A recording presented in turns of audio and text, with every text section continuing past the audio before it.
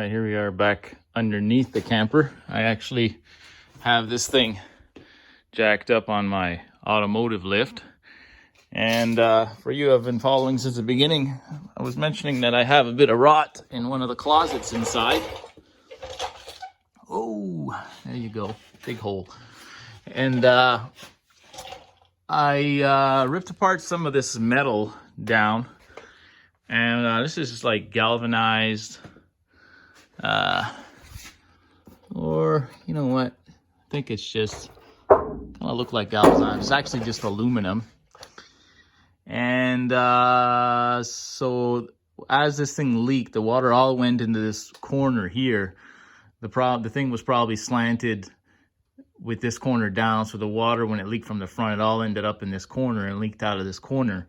So obviously the wood got rotten. So I ripped out a little bit from the inside, and now I started peeling off the skin, and the wood starts getting solid over here. And so all I'll have to do is, and these beams, these tiny little 1x1s, are actually still nice and solid, except for this one I have to change, and that one. But you know, look from a distance here, you kind of see what I'm dealing with here. So I trimmed off with a little orbital saw halfway into this little stud here. And what's interesting is they did a nice job foaming the exterior on top of this camper, but underneath they put that pink insulation in the floor, you know. And I find that kind of odd, because they did this really nice job on the top foaming everything, and then they put this cheap crap on the lower side. Not sure why they did that. It might have had a reason, but yeah, I guess I'll just put some foam to replace this, and just make a couple little pieces of wood over here. And I'll show you guys once that has progressed a little bit what it looks like before closing in this panel.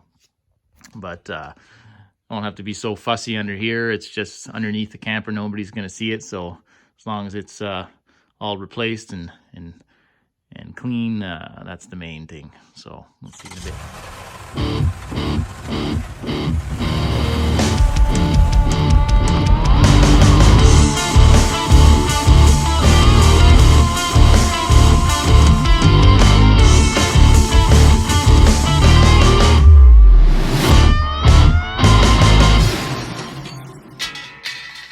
Here we are again, looking at this camper sitting on the lift. And so I got this closet area repaired. I had to do it in two pieces, because once you start if you try to fit one big piece, it might be impossible to slide it in there. So I removed all the rotten wood. And there's a spot here. Well, this wood is a little bit darkened, but feels very solid. Just over here is a little dark, but it's really hard, you know. So I just basically rebuilt a little structure under there, and now I'm gonna put some foam in here, kind of like what I did on the roof. Fill the gaps with expanding foam, and it should make it nice and insulated. And then after that, I'll put the final piece of wood underneath and put this aluminum back up. So that's where I'm at now. It's coming together. Here we are after installing the foam, changing all out the wood, and so I glued the forum boards. If you've been following this build, I did something very similar to the roof, except this one I made the exact thickness. So that's 1.5 inch foam board. That's the space I had in there to fill. I always leave a gap of about 3/4 of an inch all around. I think 1/2 inch would have been a little better in this case, but yeah, that's roughly what I left. And then it leaves you enough room to go fill out with spray foam. And I'm holding these in.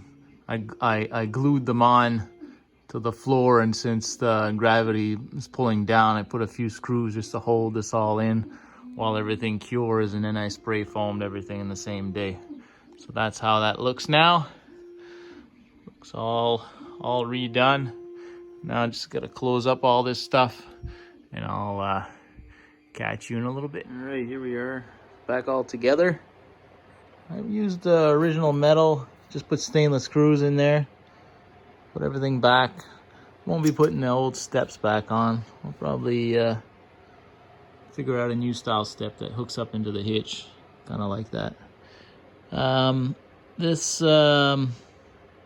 is nice now, nice and solid. I forgot to film when I put the final 1/4 inch boards in, but it's I just cut a piece L-shaped, and she's nice and solid now. Everything's all brand new under there, so one more thing done.